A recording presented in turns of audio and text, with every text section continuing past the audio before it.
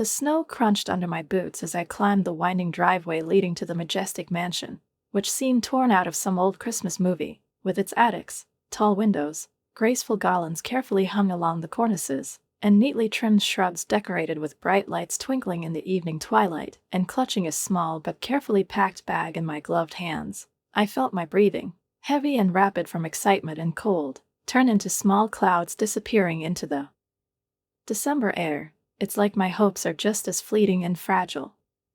And before we continue, write in the comments from which city you are watching this video. Enjoy watching. Christmas lights twinkle from every corner of the huge mansion in front of me, giving it the look of a living postcard, painted with love but with a touch of unattainable luxury, and the music, light and joyful, shimmering through the ajar windows, and the laughter that poured from inside, ringing, sincere, full of confidence in the present and the future. They created a sharp contrast to the silence of my tiny room above the garage of Mrs. Conti, an old but kind widow who rents cheaply and sometimes treats me to tea, in which I spent the last 18 months of my life, not out of my own will, but rather out of necessity and lack of other options. I hesitated at the massive oak door, suddenly realizing my worn coat, bought before this new chapter of my life began, and the modesty of my gift, a handmade photo album capturing the story of our family, assembled from scraps of memories, old photographs, yellowed tickets, and postcards, carefully glued to the pages that I decorated it on long winter evenings, hoping that it would touch the hearts of my children at least a little. 3 years ago, I would have stood inside this house, welcoming guests, filling glasses with champagne, smiling at everyone who crossed the threshold, inhaling the aromas of cinnamon and pine needles, feeling like part of a holiday, part of a family, part of a world that has now become a stranger to me. 3 years ago, before I sold everything to help my children achieve their dreams, believing that a mother's sacrifice would be understood and appreciated by them, that love and devotion could be capital. "You're making the right choice, Mom," Luciana said then, her eyes shining with hope and determination, as I, with a slightly trembling hand, signed the papers on the sale of our family home, the one in which I raised the 3 of them, investing every drop of effort, time, and money, an investment in our common future, as she said, and I believed her, as a mother believes her daughter. Carlos, my eldest, nodded enthusiastically. He already had big plans then, a restaurant with original cuisine, cozy, with a wine cellar and live music on Fridays. He promised that as soon as it opened, I would have my own wing in his house, overlooking the garden. And sweet Mimi, the youngest, hugged me tightly, so sincerely that I almost burst into tears, and whispered in my ear, "Your sacrifice will not be forgotten, I promise." I believed them. I really believed. After their father died, leaving us nothing but debts, photos in an album, and a couple of letters that I still keep in my mailbox, I did everything to raise the children alone, night shifts, part-time jobs, deprivation, giving up everything personal, and my only asset was my house, my crown. 30 years of hard work. His sale provided each of them with sufficient capital, Carlos with a restaurant, Luciana with a fashion boutique in the center, Mimi with her own graphic design firm, where she now hires assistants and travels to business meetings. For a while, I lived with each of them in turn, moving from one spare bedroom to another, hoping that I would find my new place, as they promised, but as their business flourished, their schedules became tighter, conversations shorter, and family dinners less and less frequent.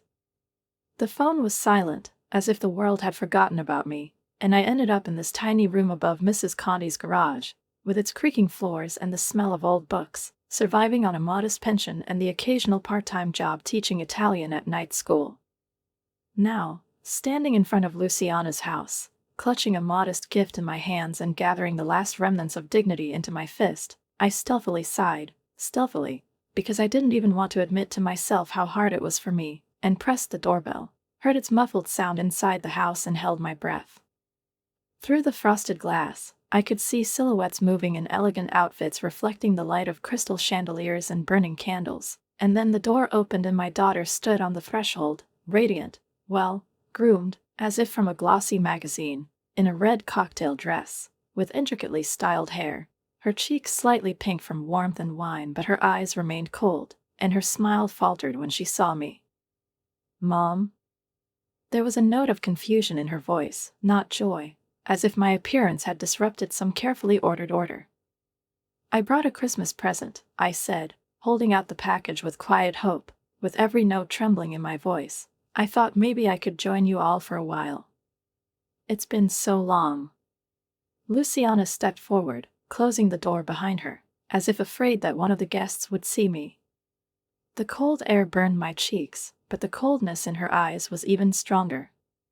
"I'm sorry, but this is a private event," she said, lowering her voice to almost a whisper. "Important clients are here.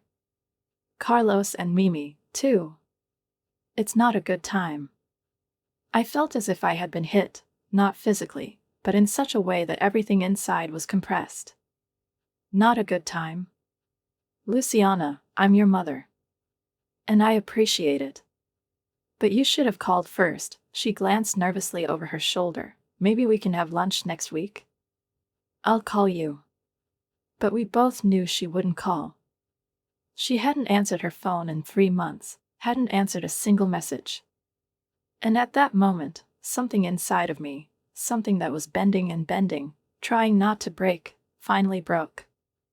The realization washed over me like a wave, cold, merciless, endless, overwhelming, and taking with it the last remnants of self-deception. I became a hindrance to my own children, not a quiet and kind reminder of how it all began, not the heroine of their family chronicle, but a clumsy, outdated, uncomfortable echo of their humble past that no longer fit into their new, polished, immaculate life, built on the basis of my efforts, my faith, my abandonment of my own comfort for the sake of their future. I looked past Luciana, standing between me and the comfort filled with laughter and light, into the warm, sparkling room behind her, when my son Carlos stood in the center of attention, confidently chatting with a group of people dressed in suits and evening dresses, holding a glass of champagne in his hand, gesturing to emphasize his passion for the conversation, clearly enjoying how easy and free he feels in this world. Through another door, I caught a glimpse, almost by accident, of Mimi, my youngest, now confident and elegant, arranging canapes or maybe miniature d'oeuvres on a silver platter with the dexterity of a waitress in a 5-star hotel. She was smiling at someone, not at me, but at someone who probably he was closer to her now than the woman who had once sung lullabies to her at night. They were all here, all together, celebrating, rejoicing, making memories without me, and they didn't even tell me, they didn't even hint at me, as if I no longer existed, as if my name had been erased from the family calendar. What I did next was not planned. It was not a gesture of pride or defiance. It was not a theatrical impulse or an attempt to teach a lesson. It was just the action of a woman who finally reached her limit, went from silent patience to the ultimate point where she could no longer stand aside. I took a deep breath, straightened my shoulders, from which the burden of doubt suddenly disappeared, and carefully, step by step, squeezed past Luciana into the warmth of the house, feeling the snow melting under my feet, the hot air enveloping my face, and the voice in my chest getting stronger. The conversation subsided, heads turned to me, and silence reigned in the room, not awkward, but expectant, tense, as if someone had opened the door to another reality, and only the Christmas music, barely audible, continued to play in the background, breaking the ringing pause. "Mom!" Luciana hissed from behind me with horror in her voice. Her hand twitched as if she wanted to grab my elbow and push me back out into the cold. I was standing there, in my second-hand coat, clutching my little gift, the very photo album in which I had put not only clippings, but also memories, and my love, and everything that remained of my former life, facing a room full of strangers and 3 children, for the sake of whom I had given up. That's it.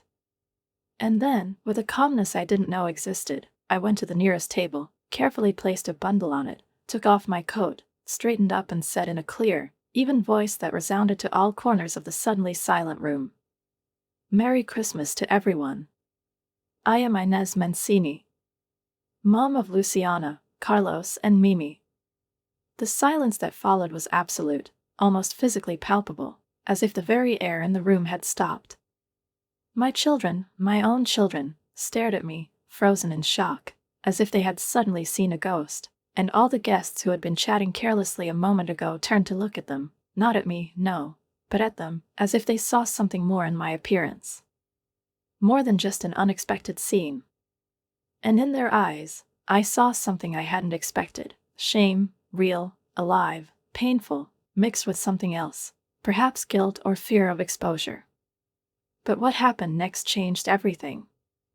An elderly gentleman in an expensive suit stepped out of the crowd, his movements measured and confident, as if each step carried weight. His silver hair reflected the soft light of the chandeliers, and his eyes, kind but piercing, rested on me, and recognition flashed in them.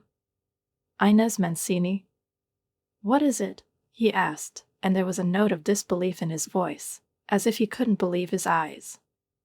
Inez Mancini, who taught English at Westridge High School for 20 years. I nodded, a little stunned, unable to find the words. Yes, it's me. His face lit up, a smile appeared first at the corners of his lips, then moved into his eyes. Mrs. Mancini, you probably don't remember me. I am Gaspard Rossini. You taught my son, Marco, in 2001. He struggled, it was hard for him, but you stayed after school 3 times a week to help him. He turned to the room, addressing not only me, but everyone present. This woman saved my son's future. Now he is a published author, and he is grateful to her for changing his life. The room was still quiet, but the quality of the silence had changed. She was no longer stilted, judgmental. She became attentive, respectful. I felt dozens of looks on me, full of respect and bewilderment. I remember Marco, I said softly, smiling through a haze of emotion. He had such a beautiful way of speaking. He just needed someone who believed in him. Gaspard Rossini came closer and took my hand with unexpected tenderness. I've been looking for you for many years to thank you properly. When I heard that the school had lost contact with you. He paused for a moment, glancing at Luciana, whose face had gone pale. I had no idea that you were related to Mancini. Luciana never mentioned that her mother was Inez Mancini. Luciana took a step forward, and this time her composure cracked. The voice faltered. Mr. Rossini. I didn't know you knew my mother. Do I know her? Gaspard laughed, not offensively, but with genuine surprise. Your mother is a kind of legend among parents. Even a scholarship in her honor now exists. Then he turned back to me. What makes it even more puzzling is why I was told that you couldn't be found at the award ceremony last month. I felt my heart sink, not just skip a beat or lose its rhythm, but it collapsed, with a crash and pain, like a heavy stone torn from my chest and landed in the void left where maternal warmth and pride once burned. The award ceremony? I was not informed about any ceremony, not by letter, not by phone, not by a casual dropped phrase over a rare family dinner.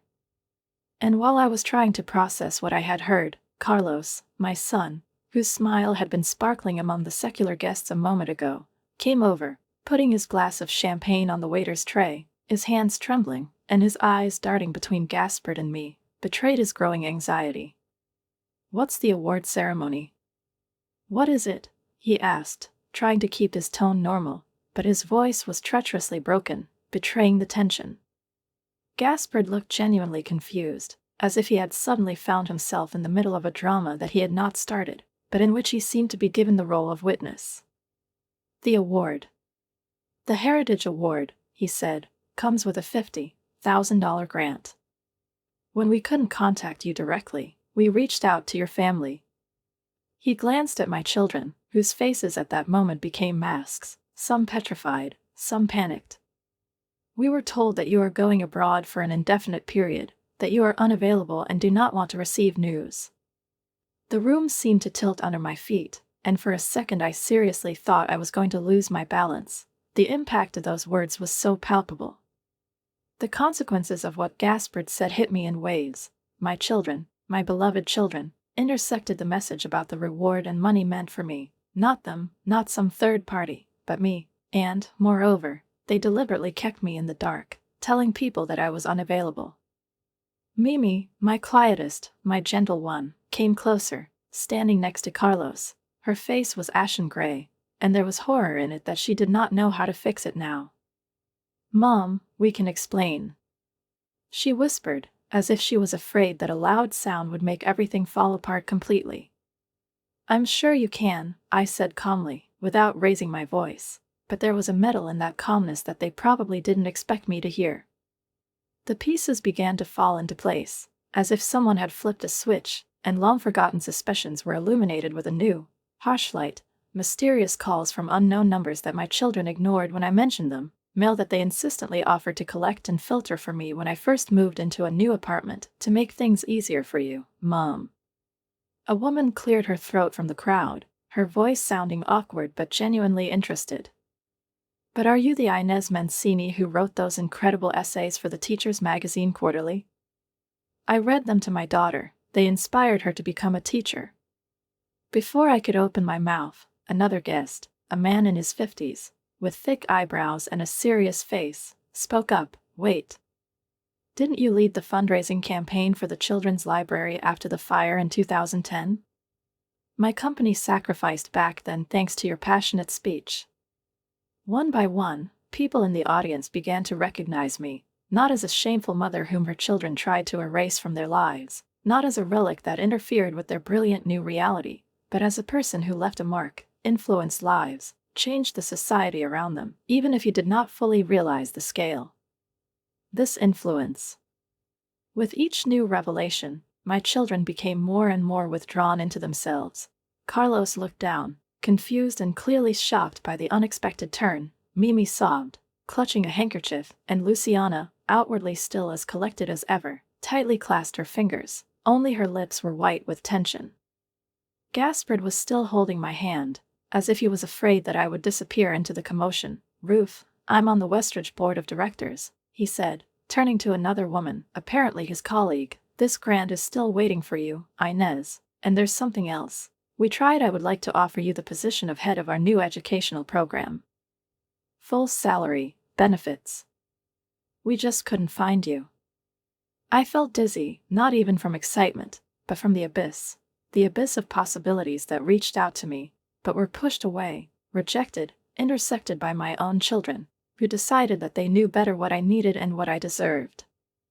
All these months, I've been trying to make ends meet, living modestly on odd jobs, in a room barely bigger than a closet, with scuffed walls and a dripping faucet, while opportunities, recognition, and respect sought me out, but were stopped, silenced, and rejected by the will of those I raised. I think, I said slowly, finding my voice, that my children and I need to talk in private. Gaspard nodded understandingly. His gaze was kind but attentive. Of course, but please take my card. Call me tomorrow. We have a lot to discuss. He put the card in my palm, and it seemed to me that it was pulsating with everything connected with it. New beginnings, regained dignity, and the fact that I was becoming myself again. Luciana took a step forward, her professional smile returning to her face, like a mask that instantly covered the panicked confusion in her eyes. Ladies and gentlemen, she said with the smooth confidence with which she conducted business presentations, why don't we go to the dining room? Dinner will be served soon. She pointed to the archway leading into the hall, and the crowd, still buzzing with whispers and whispers, began to move slowly in that direction. When the last guest left the room, leaving us in relative privacy among the Christmas trees, candles, and the aftertaste of revelations, I turned to my children. Their expressions varied. Carlos, clenching his teeth, barely concealed his irritation, as if waiting for everything to end. Mimi, with wet eyes, did not know where to put herself. Luciana held herself straight, but I could see how tense her shoulders were and how the line of her chin was trembling. Mom, she began, and there was both pleading and protection in her voice. This is not what it looks like. Then what is it? I asked, and my voice sounded firmer than I expected. Because from the outside it looks like you've been hiding the possibilities from me. They lied to people about me. And I paused to keep the tremor out of my voice. It looks like my own children have sabotaged my life. Carlos squared his shoulders, as if he was preparing to withstand a barrage of accusations or, perhaps, convince himself that their actions were indeed dictated by care and not calculation, and said with strained dignity, in which I detected not so much confidence as a desperate attempt to save face, We protected you, Mom. I raised my eyebrows, peering into his face, and asked, already knowing that his answer would only confirm what I was already beginning to realize. Protecting me from what? From work? From financial security? His lips curled, stubbornness slipped into his voice, and he insisted, from stress, from responsibility. Mom, you're not young anymore. After everything you've been through, you deserve to rest. Rest. I repeated, and the word echoed in me, empty and deceitful, like the sound of an empty glass shattering in silence. Rest, you say? In the room above the garage, where I woke up among boxes and drafts, counting pennies to pay the rent, deciding whether to buy medicine or eat? Is that your idea of a vacation? Mimi sobbed and, wiping away her tears, whispered, we were going to tell you about the reward. We thought. Did you think? My voice became dangerously quiet, almost a rustle that hit a hurricane.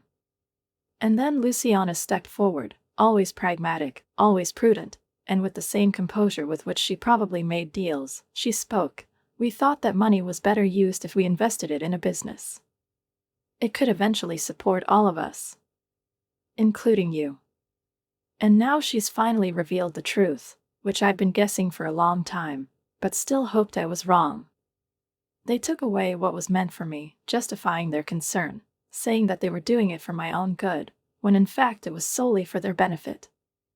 The same way you. I held my breath, invested the money from the sale of my house.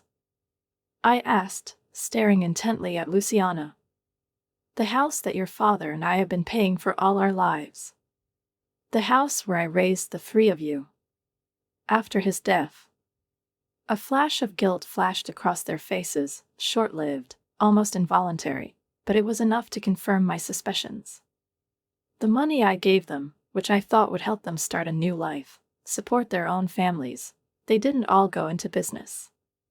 I remembered Luciana's luxury car, which she parked in front of the mansion as a symbol of her success. I remembered Carlos's vacation to the Maldives, photos from the yacht, the sun, cocktails. Mimi's designer wardrobe, full of new dresses that she wore to every social gathering. All this appeared shortly after I gave them those investments. Where did the money go? I asked, no longer asking, but demanding. All the money. I want to know right now. Carlos's face hardened, his cheekbones tightened. Now is not the time and not the place for this conversation. Now is the time, I retorted. Because I'm tired of waiting for the three of you to remember that I exist. I'm tired of being pushed aside, forgotten, and buried in the far corner of your luxurious, carefully constructed lives. I'm tired of sacrificing everything, my time, my strength, my soul, and not getting even basic respect in return. I slowly reached into my pocket and took out Gaspard's business card. The paper, barely perceptible to the touch, seemed to be an anchor, a fulcrum in this overturned world. Tomorrow, I said, feeling my resolve strengthen with every word, I'll call Gaspard. I accept this job. I demand this bonus. And then, I paused, looking directly into the eyes of each of them. I'm going to make some changes in my life. Starting with how I let my kids treat me. Luciana's eyes narrowed, a mixture of anxiety and disbelief flashed in them. What is this supposed to mean? Her voice was as sharp as a blade, but I didn't flinch. It means, I said firmly, that I'm regaining control of my life. And that means that the three of you have to make a choice about who you are in relation to me. Who are you now? And as if by order, as if fate had confirmed my determination, the doors of the dining room opened, and the waiter appeared, politely bowing his head. Miss Mancini, your guests are waiting. Should I serve the first course? Luciana hesitated, her shoulders froze in indecision, and I could almost see how duty and face were fighting in her, the facade of an ideal evening and reality bursting at the seams. Yes, please, do it, she finally said, and the waiter disappeared with a slight nod. She turned to me, her voice low, almost a whisper, but there was an urgency in it that I'd known since she was a child, insisting on her own, Mom, please. We can discuss this tomorrow. My future depends on how tonight goes.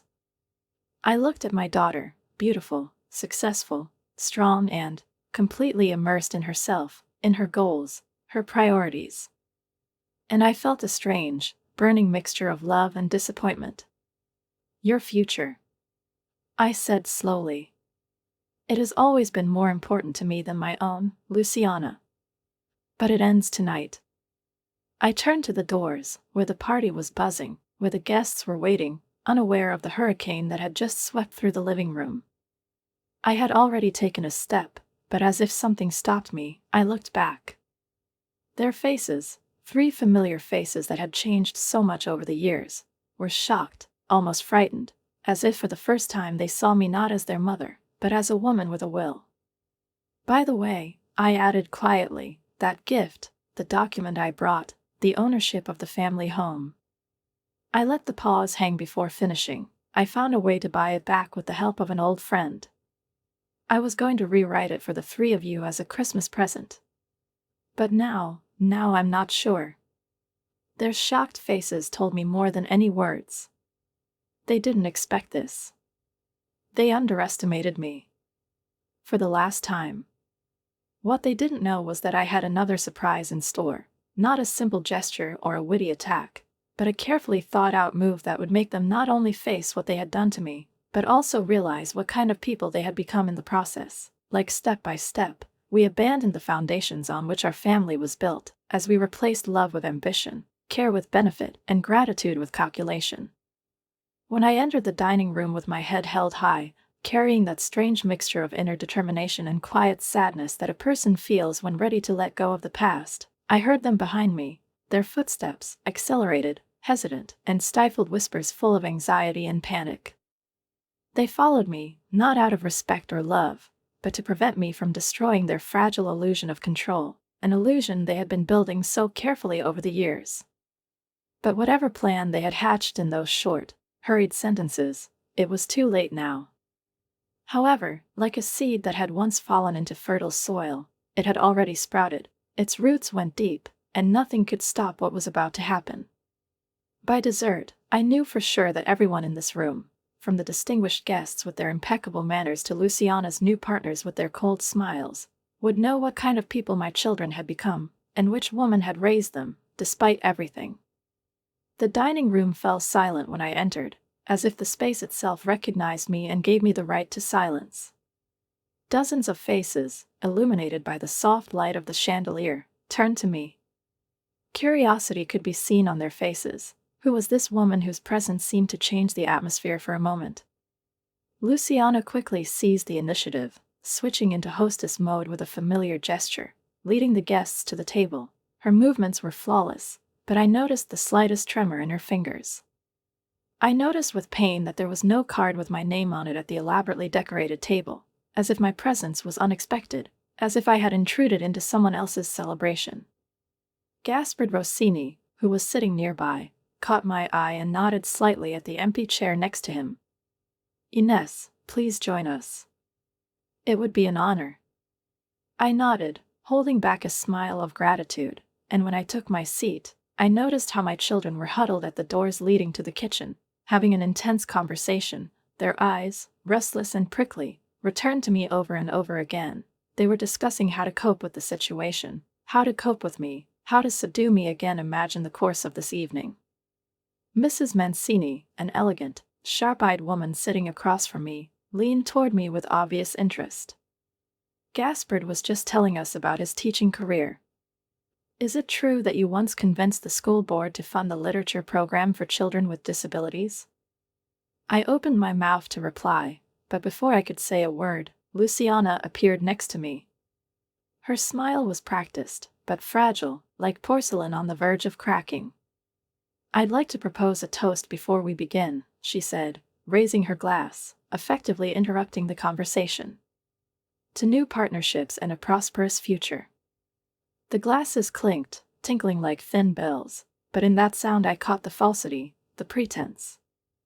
Gaspard, without taking his eyes off me, said, "You still haven't answered the question, Inez, about the literature program." I nodded. "Yeah, We called it Words of Change.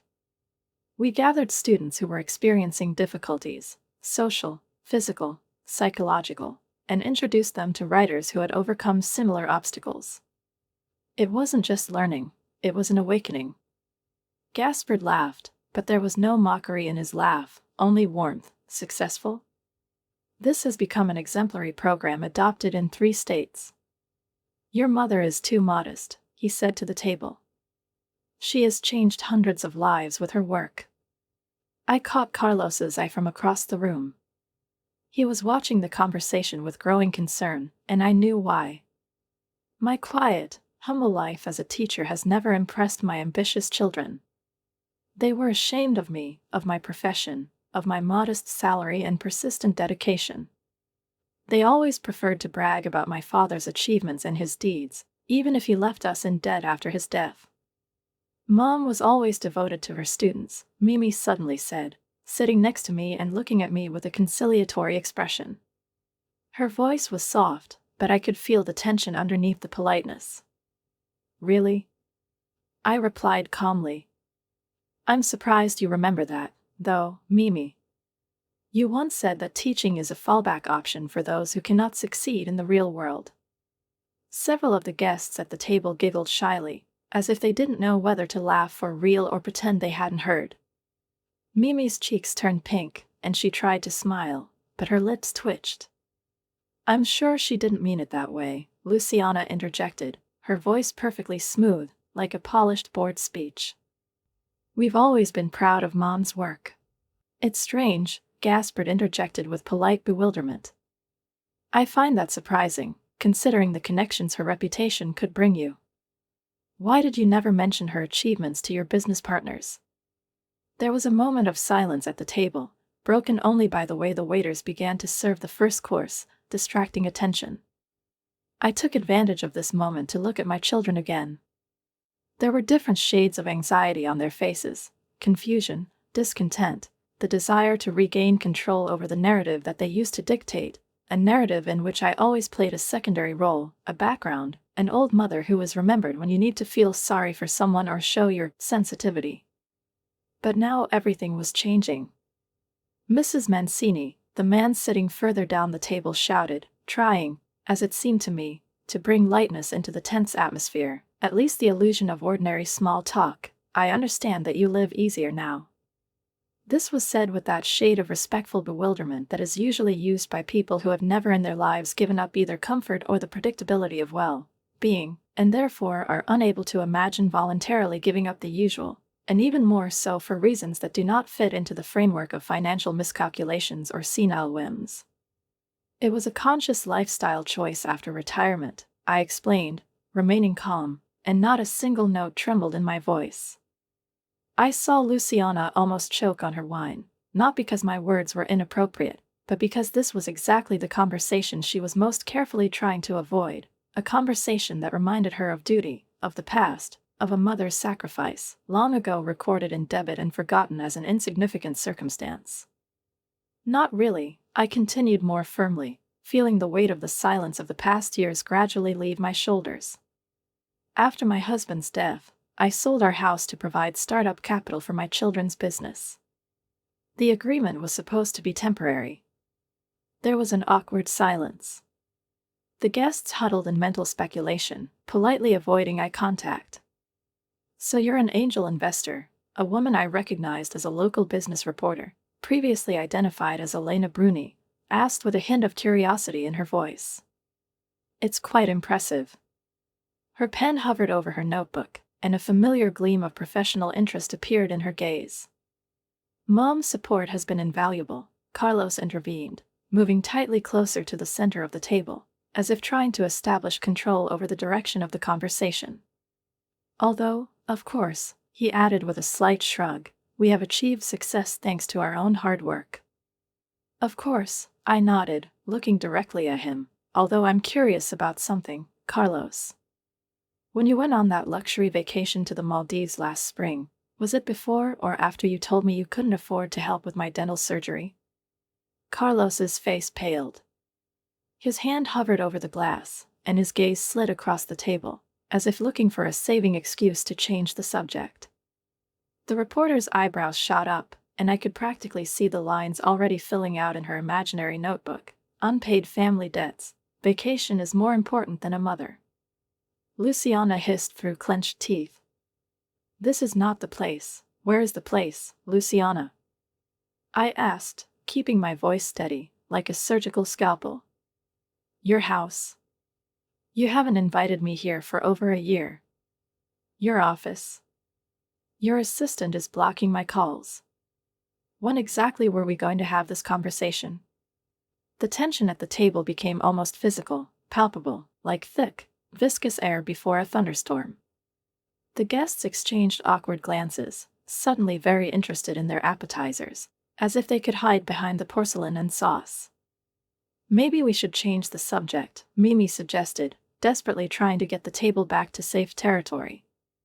That's a great idea, I nodded, not taking my eyes off my children. Let's talk about the bonus. The one with the $50,000 grant that you three intercepted and hid from me. In the silence, there was the sharp clatter of a fork falling. Even the crunching of the glasses seemed less loud. Gaspard looked genuinely shocked, his eyes darting from one face to the other. He turned to my children. Luciana, as usual, was the first to recover. There's been a misunderstanding, she began, trying to sound confident, which she didn't feel. We were going to surprise Mom. I asked, no longer caring about politeness. The award was announced 3 months ago. According to Gaspard, no one answered. Silence. Did you cash the check? Gaspard asked, and his voice became as hard as an icy edge. The guilty expressions on my children's faces answered instead of words. I have authorized my brothers and sisters to accept it on my behalf, Luciana improvised, trembling but clinging to formality. The funds are kept in a pension payment trust for Mom. I laughed. It was a strange, bitter laugh that even surprised me. A trust I've never heard of. While I was working as a substitute teacher and living above the garage to make ends meet? There were whispers all over the table, not scandalous, but rather relieved. The story was finally becoming clear, emerging with frightening clarity. My successful children, the heroes of magazines, the objects of admiration of the local elite, took advantage of their own mother's help and hid it. Carlos suddenly stood up. This is a personal family matter. I don't think this is an appropriate dinner conversation. I disagree, the reporter said, smiling almost apologetically.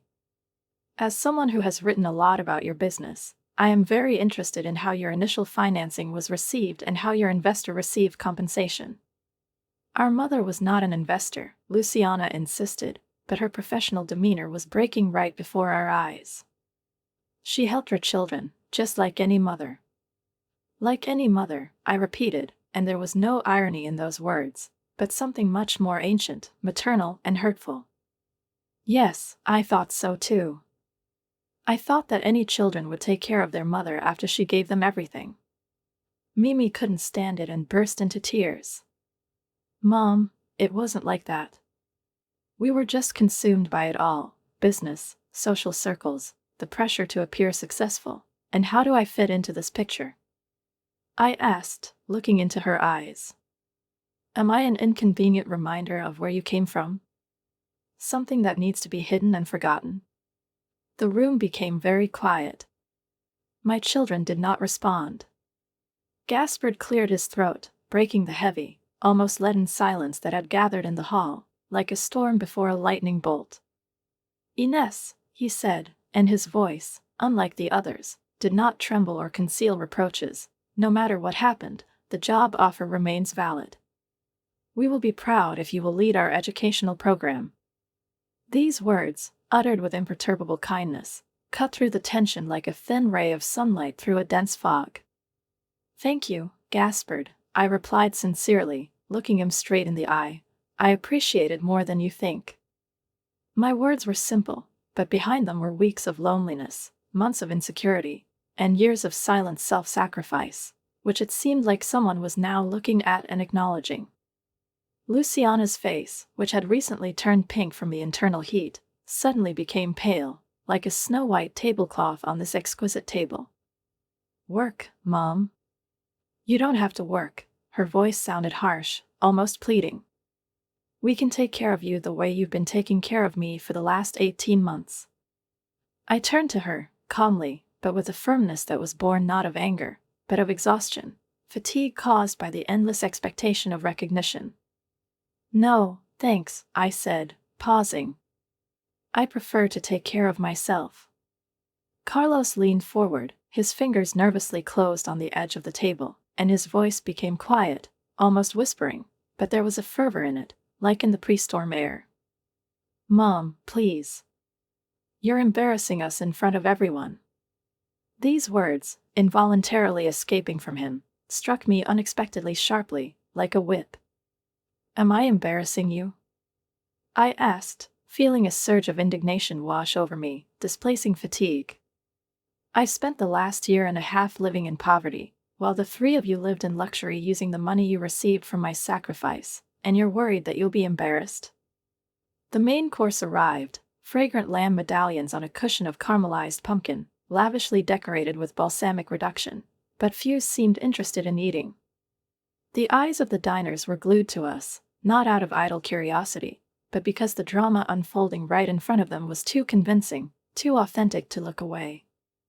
An elderly woman at the far end of the table, leaning on an elegant cane, suggested with a soft smile, "Perhaps your children just didn't understand how difficult it was for you, Ines.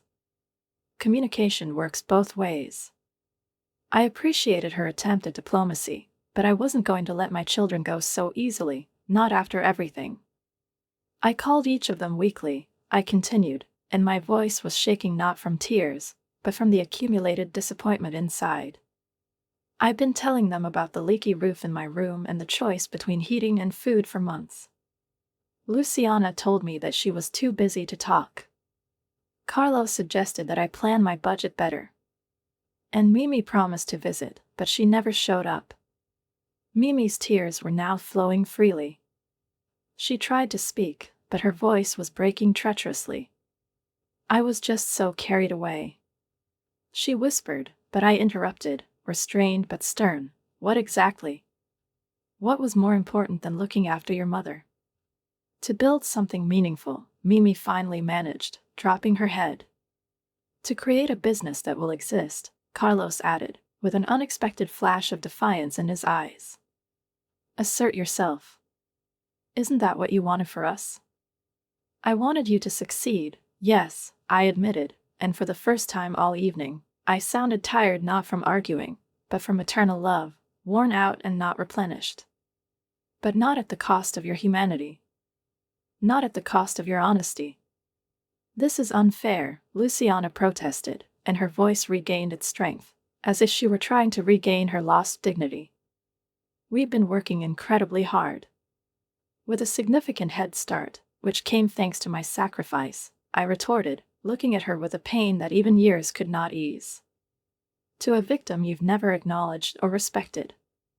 I reached for my purse, which was lying under the chair, and pulled out a worn leather wallet, handmade by your father when he last went to Chiapas, and unfolded it to extract a faded photograph. It shows the four of us standing in front of our old house, me, with my arm on Carlos's shoulder, a smiling Luciana in her first business suit, Mimi in the arms of her older brother. The photo was taken the day after your father's funeral. "Do you remember what I told you that day?" I asked, putting the picture on the table. They stared at the image in silence, as if it could give them back their lost sense of belonging all at once. I said, "Now we only have each other, and we have to take care of each other." I reminded them that I had kept my promise. "I gave everything for the three of you, and in return, you pushed me out of your life as soon as I became uncomfortable." There was a deafening silence. At the table, the guests shifted uncomfortably, witnesses to the disintegrating family, too stunned to intervene, too moved to turn away.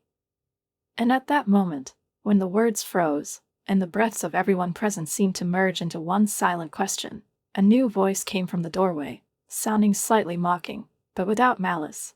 "Well, This is definitely not the Christmas dinner I was hoping to get to.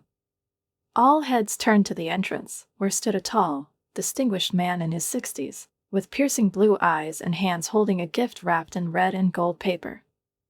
His silver hair was dusted with snow, as a symbol of the time he carried with him, and there was surprise and genuine warmth in his kind, slightly tired eyes.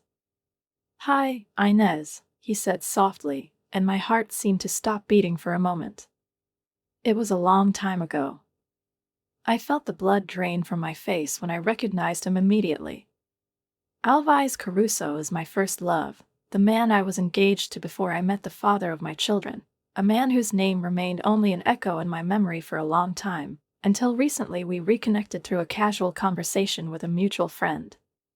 His appearance here, this evening, among these faces, between the branches of memories and disappointments, was like a sudden ray of winter sun piercing the gloomy sky.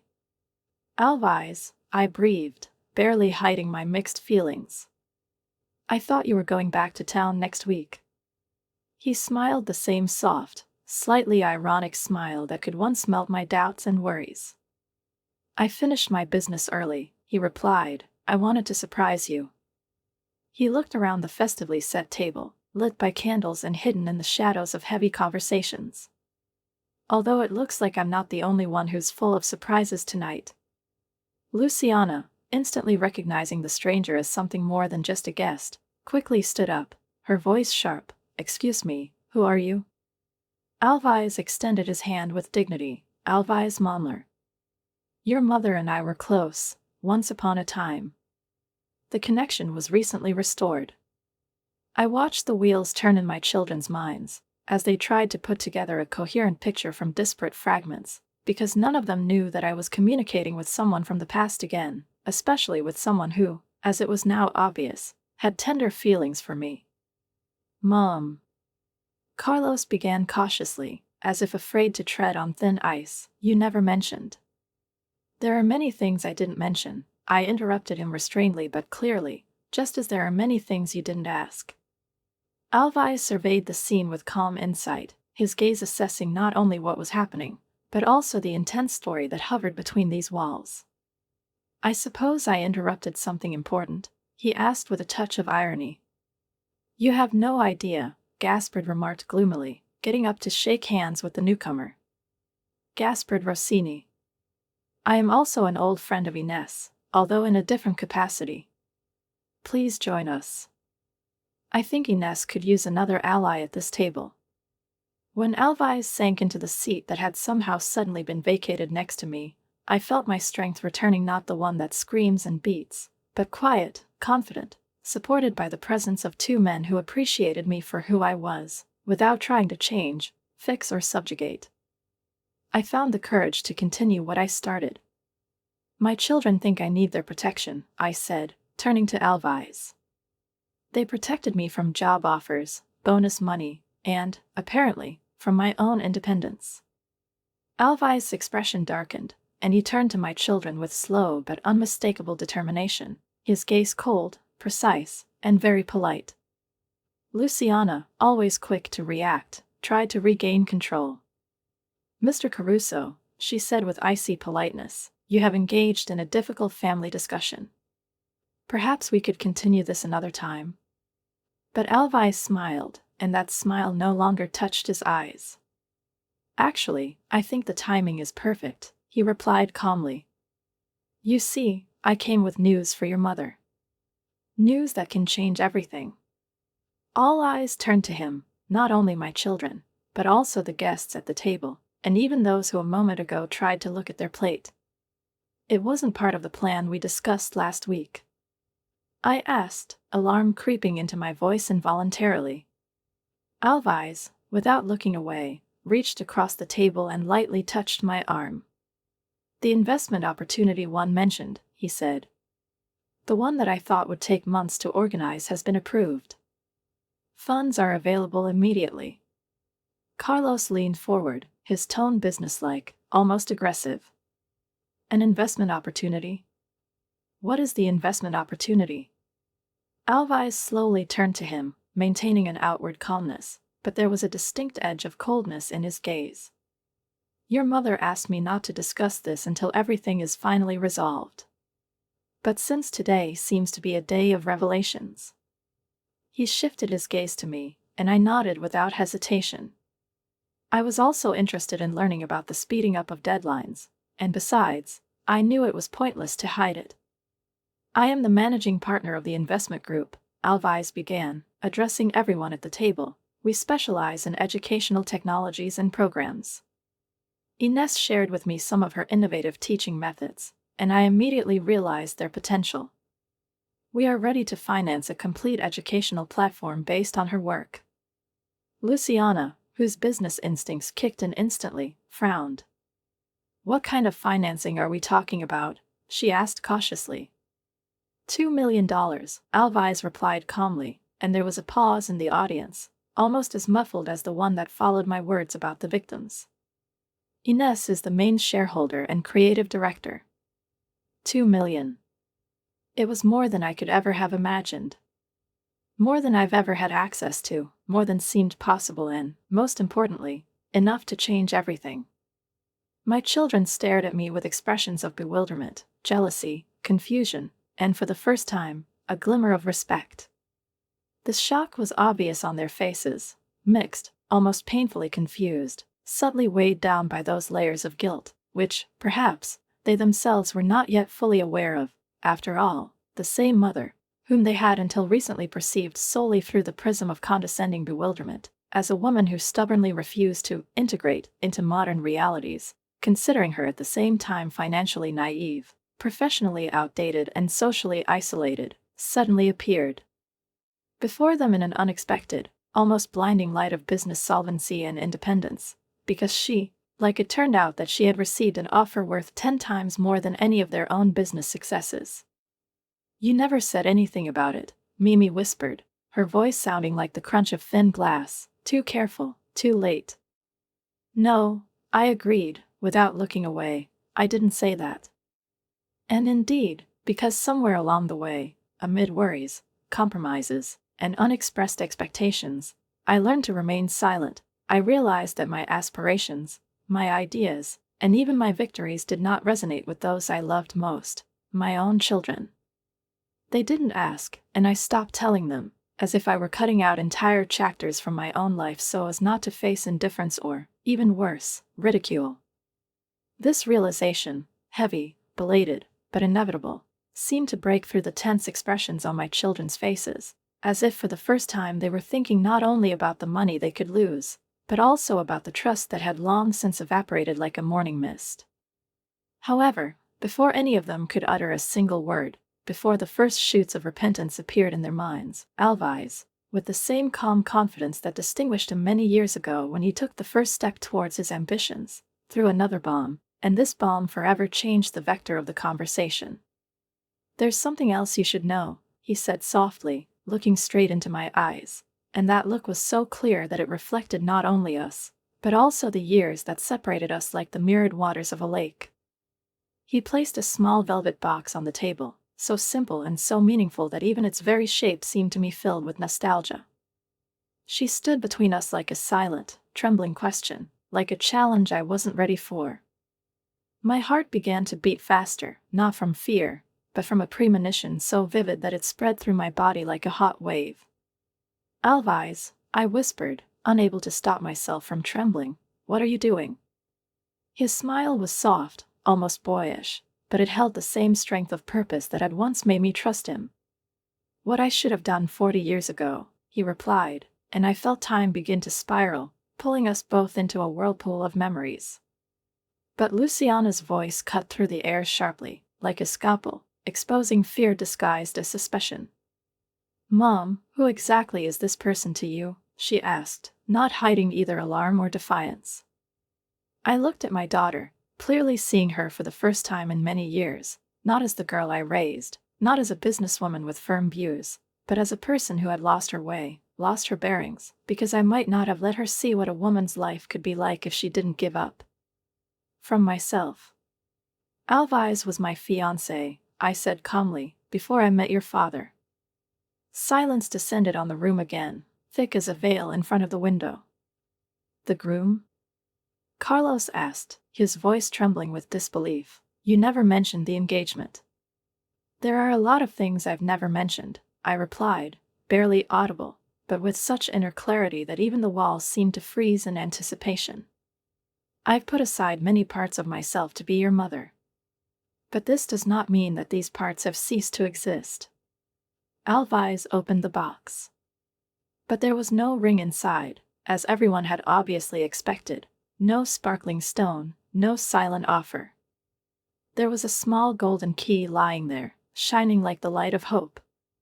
He took it between 2 fingers and looked at me.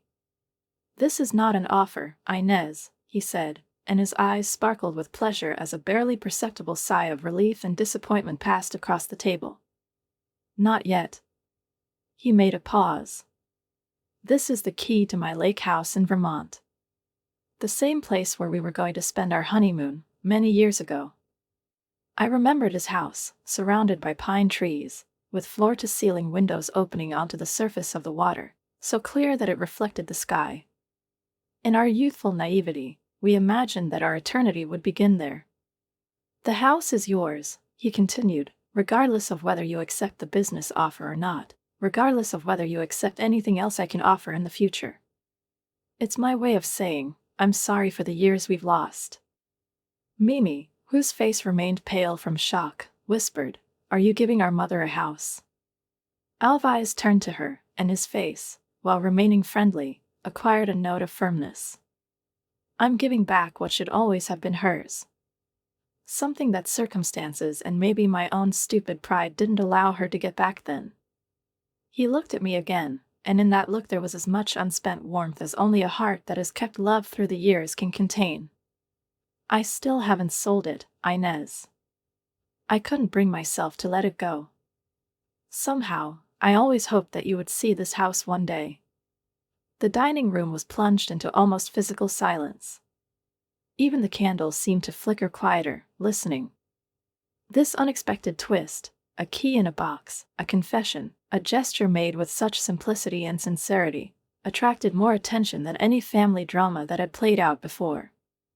I do not know what to say, I confessed, genuinely stunned. Now you don't have to say anything, Alvise said softly.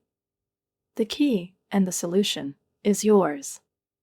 Gaspard cleared his throat, speaking with that special shade of impeccable directness that instantly pierced the air, and, looking around at everyone, he said with lazy mockery, which, however, did not hide the true content of his words, Well, Inez, it looks like your future is suddenly filled with options, a teaching position, bonus money, business opportunities, and now here's a house.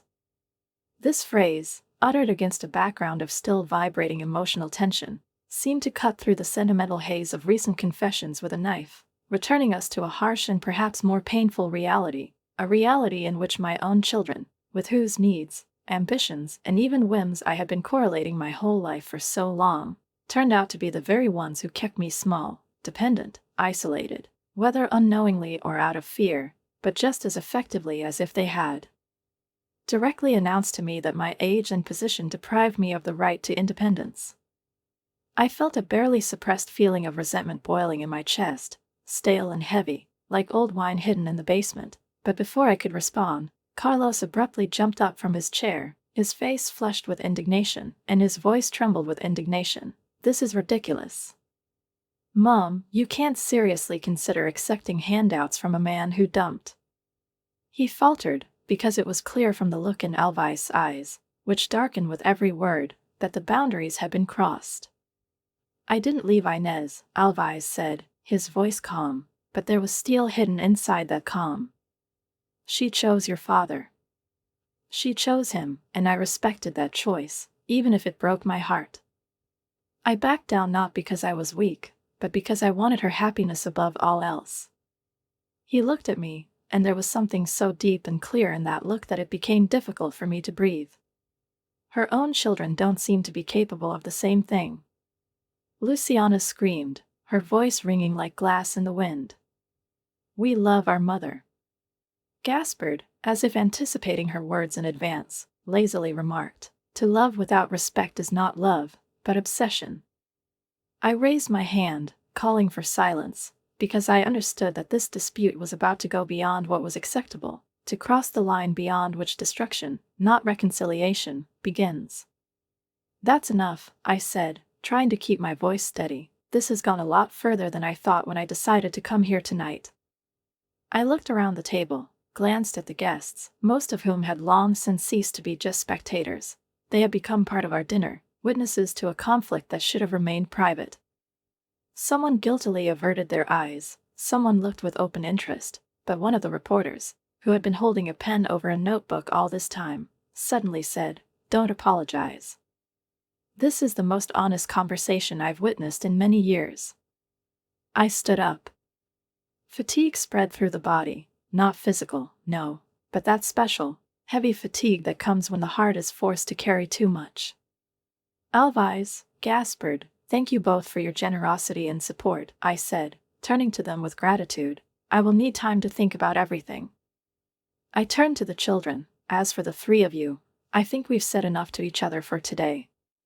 Luciana stood up. Her face was stony, but despair splashed in her eyes. "Mom, please don't leave like that. Let us explain." "Explain?"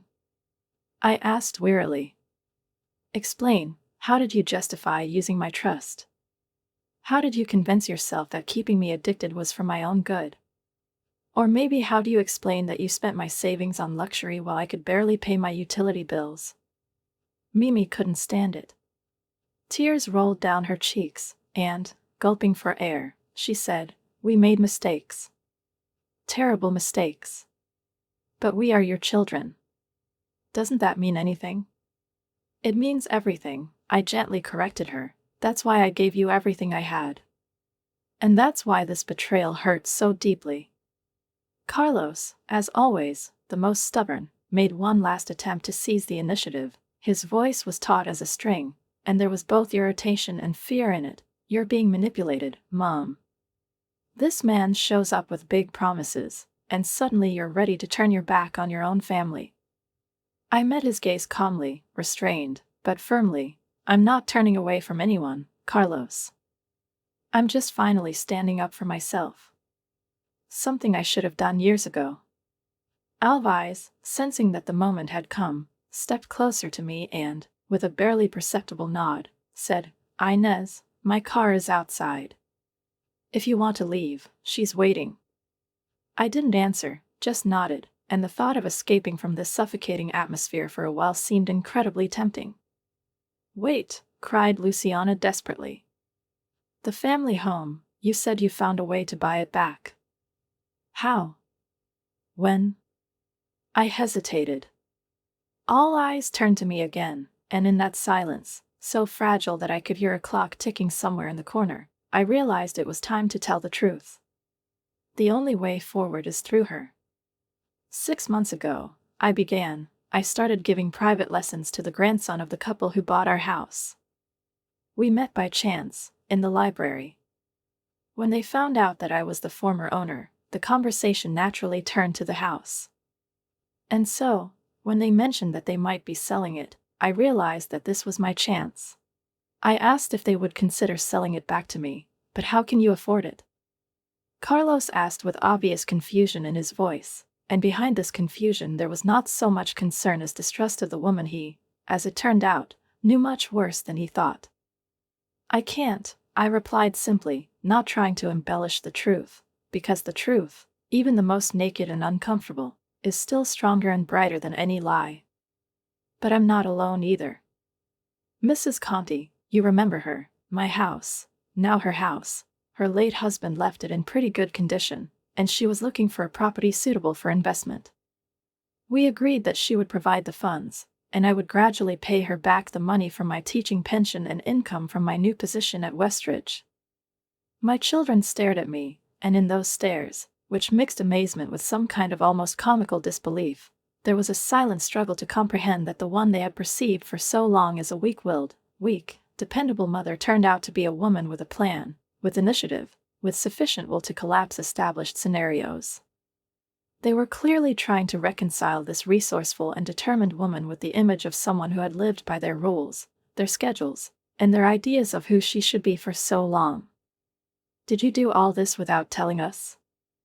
Mimi asked softly, almost fearfully, and I shook my head, looking into her eyes. Yeah. Just like you made decisions about my life and my future without telling me. There was silence in the room, not oppressive, but heavy, like the fog that covers the earth after a thunderstorm. No one dared to break it first, because the parallel was as obvious as the horizon line in a clear sky. What seemed to them to be concern was control, and what seemed to me to be submission turned out to be only a delayed struggle for oneself. Luciana finally asked softly, and there was more alarm than reproach in the question. I took out a small rolled-up package from my purse, a symbol of where it all started and what it could all come back to, and carefully put it back without opening it. Now I'm going to go home, I said, and think about the job offer, about Alvai's offer, about the house, about everything in the world, and about us. For the first time, Carlos's voice lost the hardness that so often colored his words, and there was sincerity in it, almost fear. What about us, Mom? I looked at these three adults who had once been my babies, screaming in my arms, drawing crooked houses, calling me in the middle of the night, and felt a strange, lingering, almost paralyzing tangle, disappointment, hope, fatigue, but also that immutable, undeniable, eternal love that is born not from gratitude, but from the very nature of motherhood. It doesn't just depend on me, I said. The question is whether you can learn to see in me not only the mother you've placed in a certain role, but also a woman, a person with desires, dreams, and the right to independence. The question is, are you ready to build a relationship based on mutual respect, rather than duty, guilt, or a desire to govern? I took a step towards the door, but Luciana's voice, broken and full of pleading, made me stop. Mom, please tell us one thing before you go. And when I turned around, her eyes were shining. Will you ever forgive us? I froze in the doorway. Alvai stood patiently next to him. His presence was a quiet support, like a support in bad weather. The question hung in the air like a silent bell in an abandoned chapel, ringing with memory and pain. A question that has been waiting for an answer not for hours, but for decades. And I knew that my answer would determine not only tonight, not only how they would look at me next, but also how I would move forward. Forgiveness is not a gift I can give you tonight, I said slowly. This is the way. A path that we can only walk together. The question is, are you ready to follow this path, not as children who need me, not as successful adults who have outgrown me, but as people who respect and appreciate who I am? With these words, with this question that hung in the air like a quiet echo of the storm that had passed, I took Alvai by the hand and stepped outside the threshold of Luciana's mansion into the frosty, clear Christmas night, where snow fell on the ground with a soft light of reconciliation, and the sky seemed closer than ever before. Behind me were my stunned children and the remnants of that festive party that had so abruptly turned into a family drama, and ahead, I knew, a new round of life awaited, no less difficult, but already mine. Everything changed that night, although I didn't know how much at the time. 3 months have passed. Winter slowly melted away in anticipation of spring, as if even nature could no longer stand the cold, and with it my life changed. Not dramatically, not painlessly, but thoroughly. I was sitting on the wooden terrace of my new house by the lake, the house that Alvai had once built with his own hands, watching the morning mist slowly rise above the surface of the water, like something ancient and eternal that promises a new beginning every morning. I had a laptop in front of me, the screen of which displayed the final draft of the curriculum I had been working on for the past few weeks, the program for older women, which Westridge had supported and which Gaspard had helped transform from a dream into a reality. His word turned out to be harder than a stone, and the new position gave me not only stability, but also what I thought I had long lost, a sense of purpose. My phone vibrated with a text message. It was from Luciana. We're about 20 minutes away. We will bring lunch, as promised. I smiled, feeling the same ambiguous mixture of hope and apprehension that had become almost constant in recent months, familiar to the point of pain, like the shadow of an old scar, a mixture that harbored faith in the possibility of reconnecting and wariness from the memories of how fragile it could be. These family visits, so carefully planned, so measured in minutes and words, became a new tradition that we learned to adhere to, as if balancing on a taut string above the whirlpool of mutual resentment and wounded expectations left after that explosive Christmas evening, which forever changed our dynamics. We established a fragile truce, unsupported by guarantees, but fueled by a mutual desire to find a common language, understand each other anew, on different, more honest terms, and, most difficult of all, learn to let go of old roles. The first month after the revelations was perhaps the most difficult, and not only for me, but also for them, my children, who were shocked not so much by my choice as by the very fact that I decided on it without their knowledge, without the usual approval, without that on-duty, "What do you think?" which they've gotten used to over the years. Each of them reacted in their own way, Luciana, as always, strategically, with cold, almost corporate rationality, as if our family was something that required clear planning and urgent crisis management. Carlos, with rage, which hid confusion and fear of loss of control, and maybe even guilt. Mimi, with intense emotion, tears, pleas, attempts to hug me so tightly, as if this could turn back time. But I stood firm, sticking to my boundaries, building them with the patience that can only be born from years of feeling depressed. I told them over and over again that any reconciliation is possible only on new terms, terms of mutual respect and recognition of my subjectivity, my right to be not only their mother, but also Ines, a woman with her own will. "A penny for your thoughts," Alvai's voice interrupted my inner monologue, and I turned around to see him with 2 steaming mugs of coffee. He settled into the next chair, handed me one of the mugs, and smiled.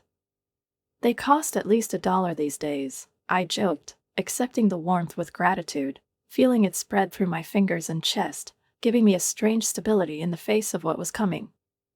Alvais was my anchor, requiring nothing but presence, a man who went through all these changes with me, not interfering, not dictating, just being there when needed.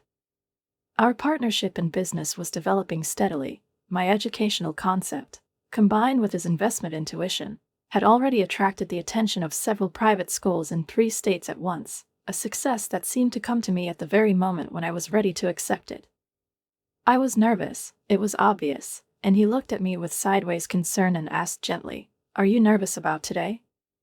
I nodded, barely able to contain my sigh. "All 3 of them will be here at the same time today." Before that, they came in turns. "That's good," Alvais said with that stubborn conviction that always reassured me. "They need to learn to see you as a person. They can be together if they want to." The family therapy sessions that I insisted on from the very beginning have already revealed how children tend to act collectively when it comes to coping with me, with my new independence, with my unexpected ability to make decisions without their sanction. After I sold the house, the very house where they grew up and which they considered an integral part of our family legacy, their motivation at first seemed noble, even if intrusive. "We just want to protect you." But then it turned into control, into subtle manipulation, into disregard for my desires, and then into outright deception. "Do you think we're doing the right thing?" I pointed to the manila envelope on the table, which contained documents regarding the sale of the old family home and new legal terms that allowed them to partially invest in Westridge projects. Alvais, without answering right away, covered my hand with his and only after a moment said, "I think you're giving them an opportunity to show that they've changed. What they do about it depends on them."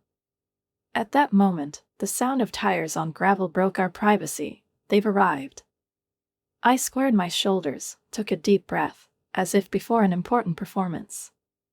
No matter how many boundaries I built, seeing all 3 of my children together, I still felt that inexhaustible maternal impulse to smooth, comfort, explain, make everything okay. But now I was not only a mother, I was Ines Mancini, an educator, a business partner, a landlord, and finally a woman with dreams, ambitions, and the right to independence. It was something that all of us, me and them, were just starting to learn. They got out of Luciana's car, and it immediately became clear how alien this new space was to them, this life that was not built around their ideas. Carlos, without hiding his stiffness, carried a large picnic basket, looking ahead as if at a battlefield.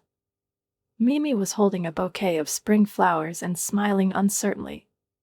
Luciana, as always, seemed to coordinate their steps, movements, and approach with barely noticeable gestures, almost like the conductor of an invisible orchestra. Mimi exclaimed, rushing forward as if her heart was driving her faster than her legs. She hugged me with such sincerity that I felt tears welling up in my throat, and put the bouquet in my hands. The house is magnificent, these windows are incredible. Thank you, I replied, accepting the flowers with sincere warmth. It's really peaceful here. Carlos and Luciana approached more cautiously, as if every movement in this new space required rethinking, careful analysis, and their eyes, both appreciative and wary, glided over the impressive architecture of the house, along its snow-white walls sparkling in the soft sunlight, along the elegant terrace framed by green plantings and spreading palm trees, giving the whole landscape has an almost Mediterranean look. White, unlike Mrs. Conti's garage, Carlos remarked, in a restrained, carefully neutral tone, as if trying not to hurt anyone's feelings with his memory of the past. Life is full of surprises, I replied evenly, without a trace of reproach or bitterness, but with a slight tinge of irony, and Alvise, standing up to greet my children, held out his hand. Welcome, I hope you had a good trip. Luciana, always strict and collected, with her professional training and confidence, shook his hand with almost businesslike politeness. Thank you for inviting us, Mr. Caruso. Alvise, please, he corrected softly, maintaining the warm ease with which he managed to diffuse any awkwardness. We're all adults here. Nevertheless, there was tension in the silence that fell between us, as if the very shadow of an untold story, with its rough edges and unresolved questions, filled the entire space between the words. Carlos cleared his throat, as if to clear away an impending heaviness. We brought lunch, he announced, picking up the basket he still clutched in his hands. Luciana insisted that the catering be from that new French restaurant in the center, but I also added a few dishes from my restaurant's spring menu, he continued, cheering up a little. And I brought those lemon cookies that you've always loved, Mimi added, smiling through slight embarrassment, and her voice, fragile as the first ice of spring, touched me more deeply than she could have imagined. Each of them, in their own way, in a form that seemed accessible and safe to them, tried to show participation, express regret, and reach out to restore what had once been lost. That sounds wonderful, I said with a warmth I felt sincere, and pointing to the table on the terrace, I added, let's eat here while the weather allows.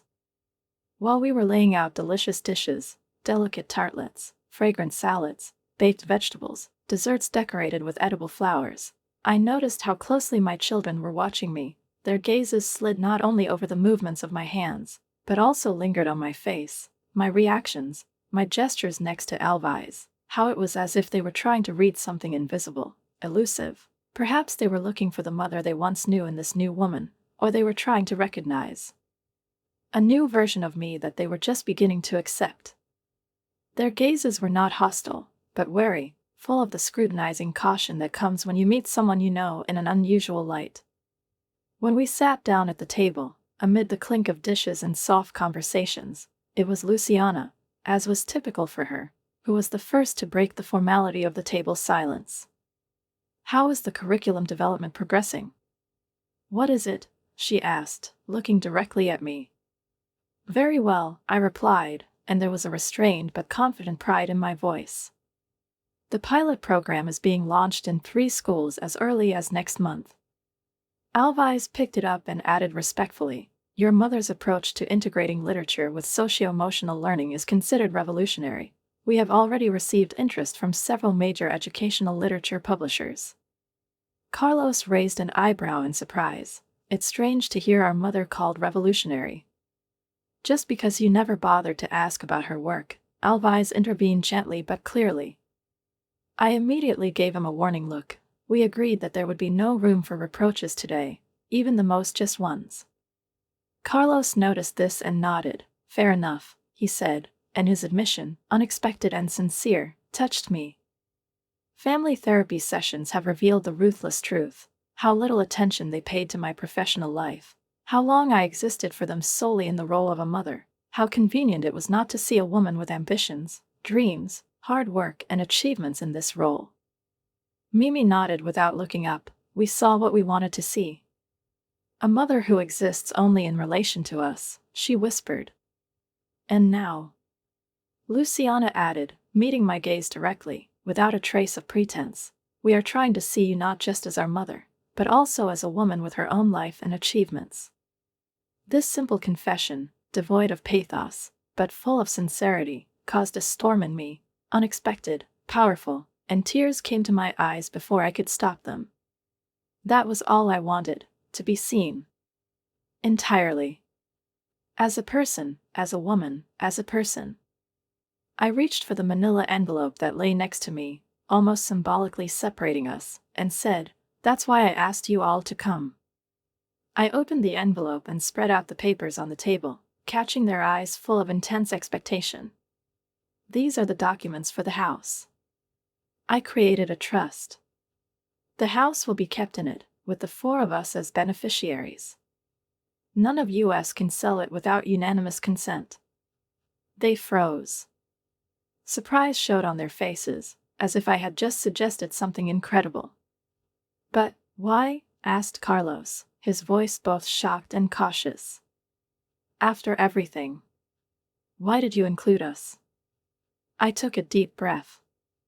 Because this house is more than just walls and a roof. This is our story. Here, within its walls, your father and I raised you. We became a family here. And despite everything that has happened, we are still a family. Mom, whispered Mimi, and tears rolled down her cheeks. We don't deserve this. It's not about earning it, I said slowly, choosing my words carefully so that each phrase penetrated my very heart, leaving warmth in it, not a burn. I'm not doing this because everything is forgotten, and not because everything is forgiven, and not even because everything can be fixed. This is not a gesture of forgiveness in the form in which you are accustomed to understand it. This is healing, a path that we must walk together if we want to move forward, not denying the past, not running away from it, but also not allowing it to be a trap that holds us in an eternal loop of pain and resentment. It's a way to honor what we've experienced without having to relive it every minute of our lives. Alvise squeezed my hand, not imperiously, not obtrusively, but simply, restrainedly, but warmly, and there was so much silent support in this touch that even Carlos and Luciana, always sensitive to signs, did not show a shadow of irritation or displeasure. They looked at us with a different expression, rather with understanding, with acceptance, maybe even with surprise, seeing in this gesture not an invasion of their space, but something like a promise that we made, not to each other, but to them. There are certain conditions, I continued. The trust includes provisions for regular family meetings, continued therapy, and transparency on expenses. We will all contribute to the maintenance of the house, not in equal shares, no, in accordance with our capabilities and life circumstances. This will be not only a financial responsibility, but also a moral one. Luciana nodded slowly, and that familiar business gleam flashed in her eyes. She was already imagining calendars, reports, possible conflicts, and probably mentally building a management system for this new, fragile structure that we were just beginning to form. It's fair, she finally said, slowly, as if realizing how difficult it can be to accept justice, especially when it's not on your side. More than fair. This is a second chance, Carlos added, looking towards where the wind was blowing the crowns of the old trees. One that we may not have deserved. Sometimes, Alvise interjected, looking not at them but at me, the most valuable gifts are the ones we don't deserve. Because they are not a reward, but an opportunity. The opportunity to be better. I looked at my children.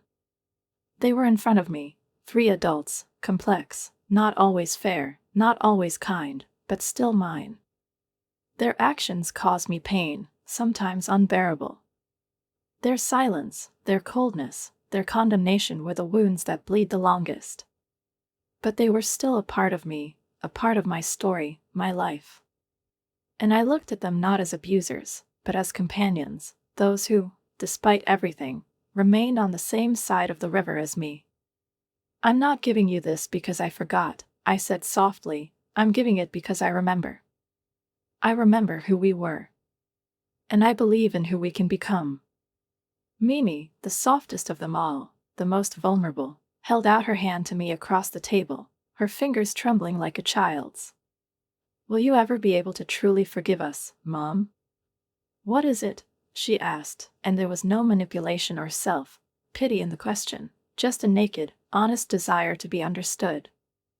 I looked at her face, at her eyes, so similar to mine, and replied, forgiveness is not an isolated moment, Mimi. This is not a flash of insight, not a divine gesture that heals everything at once. It's a process. Long, painful, but possible. We will go through it together. Day after day. Without promises, but with intent. Without illusions, but with faith. Carlos, perhaps wanting to complete our conversation, raised his glass of water. To new beginnings, he said. And then, to our mother, who finally taught us the hardest lesson of all, to stand up for ourselves. We clinked glasses, and the sound of crystal disappeared into the air, so light, so filled with spring, that it seemed as if nature itself was bending over us, as over a fragile sprout that had grown through concrete resentment and misunderstanding. I felt a strange, rare feeling rise in me, peace. Deep, all-encompassing, like warm water enveloping the body in silence. I knew that the path that awaits us would not be easy. That trust, once broken, requires not only time, but also the will and courage to regain its strength. But I also knew that for the first time in many years I was looking at our future, not with fear, not with pain, but with hope. Later, as the afternoon wore on and the sun's rays slid across the water surface, Alvise and I stood on the terrace. I watched my children walk along the shore of the lake, sometimes turning around, looking at each other, as if they had finally allowed themselves to just be together. Alvise put his arm around my waist. His hand was confident and familiar. You know, he said, barely audible. There was more than just a house key in that velvet box. I turned to him.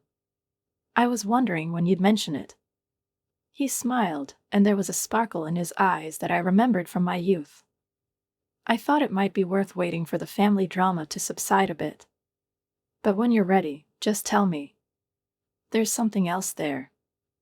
I leaned against him, allowing myself this weakness, or maybe strength, to be with someone who didn't leave, didn't turn away, didn't demand. We looked at the lake, at how my children, adults, but still mine, were throwing pebbles, watching them jump on the mirrored surface, as if checking, but can something so simple bring joy again? They're really trying, I said. They are trying to be better. They try to be close. And you, he added. You're becoming the person you always could have been. Strong. The real one.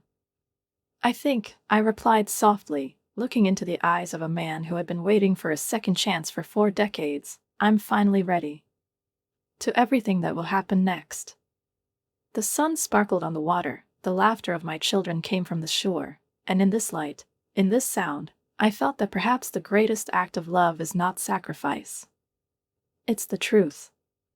The truth is that, finally, by standing up for myself, I gave my children the opportunity to be around not as children in need of protection, not as guardians accusing and demanding, but as equals. Partners in a common path. The satellites. And perhaps it was the most valuable gift of all. Write a comment on what you think about this story and don't forget to subscribe to the channel and like it. See you soon.